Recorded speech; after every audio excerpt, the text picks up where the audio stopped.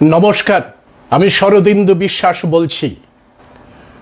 সংঘ পরিবারের প্রধান মোহন ভাগবত রাষ্ট্রীয় স্বয়ংসেবক সদস্যদের গরুর মাংস খাওয়ার জন্য উৎসাহিত করলেন। গত 10ই সেপ্টেম্বর ন্যাশনাল হেরাল্ডে এই কথা জানালেন সুজাতা আনন্দন। বন্ধুরা, গত 5 দিন আগে নাগপুরের এক ছাত্রাবাসে মোহন ভাগবত জাতপাত নিয়ে কথা বলতে শুরু করেন। তিনি জানান যে গত 2000 বছর ধরে এই জাতপাত আমাদের পৃথক করে রেখেছেন।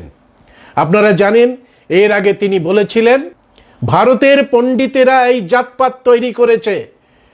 এই জাতপাতকে উচ্ছেদ করতে হলে প্রয়োজনে আমাদের এসসি, এসটি, ওবিসি, মাইনরিটি যারা গরুর মাংস খায় তাদের সঙ্গে বসে গরুর মাংস খেতে হবে। বুঝুন, এই ভাষণ মোহন ভাগবত না দিয়ে ইন্ডিয়া গঠবন্ধনের কোনো এক নেতা যদি প্রকাশ করতেন, এতক্ষণে গদি মিডিয়া কি করত? এই আরএসএস এর মদতে গোরক্ষক বাহিনী যখন উনার চর্মকারদের পিটিয়ে পিটিয়ে হত্যা করার চেষ্টা করেছিল, যখন 1 লাখকে হত্যা করেছিল, তখন মোহন ভাগবতের মোহনবাণী আমরা শুনতে পাইনি। আর সেই উনার ঘটনা এবং 1 লাখের মৃত্যুর ঘটনার পরে যখন কলকাতার প্রকাশ্য রাস্তায় বুদ্ধিজীবীরা গরুর মাংস ভক্ষণ করে প্রতিবাদ করছিল, তখন এই গদি মিডিয়া ঘেউ ঘেউ শুরু করে দিয়েছিল। আজ তারা চুপ করে আছে কেন? রাজনৈতিকভাবে পায়ের তলার মাটি সরে গেছে। এসসি, এসটি, ওবিসি, মাইনরিটিরা বিজেপি নামক রাজনৈতিক দল থেকে মুখ ফিরিয়ে নিচ্ছে। একটার পর একটা রাজ্যে পরাজয় ঘটছে। দেশ জুড়ে দাঙ্গা, জাতি সংঘর্ষ থেকে এই আরএসএস দের মুখোশ খুলে যাচ্ছে। দেশের মানুষ ধরে ফেলেছে এই সার্বিক অবক্ষয়ের জন্যে আরএসএস দায়ী।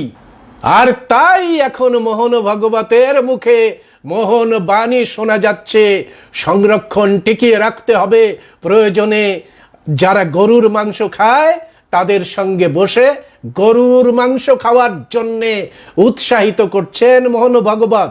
শুনুন মোহন ভাগবত কি বলেছেন। समाज में जात पात का बहुत भेद है। सब भोजन का कार्यक्रम और भोजन शुरू चैलेंज दिया था कि आप कुछ ही जाति के लोग हमारे साथ भोजन नहीं कर सकते। भोजन बना, हम तैयार है। भोजन बना, बैठो, भोजन दिया गया। देखते हैं तो वो मांस है, लेकिन अब उठेंगे तो लोग कहेंगे जो हम कह नहीं रहे आपको हमारा नहीं चाहिए,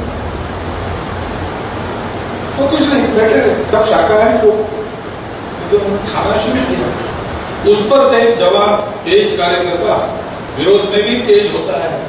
उसने कहा देखो, अभी हमने इसमें गाय का मांस डाला है, आपके 42 पीढ़ी नरक में जाएगी। तो उसमें जो भोजन करने वालों के बुजुर्ग थे, उन्होंने कहा देखो, सदियों से आप और हम लोग अलग रहे, अब आपके जुड़ने के लिए अगर 42 पीढ़ी हमारी नरक में जाती है तो हमको मंजूर है।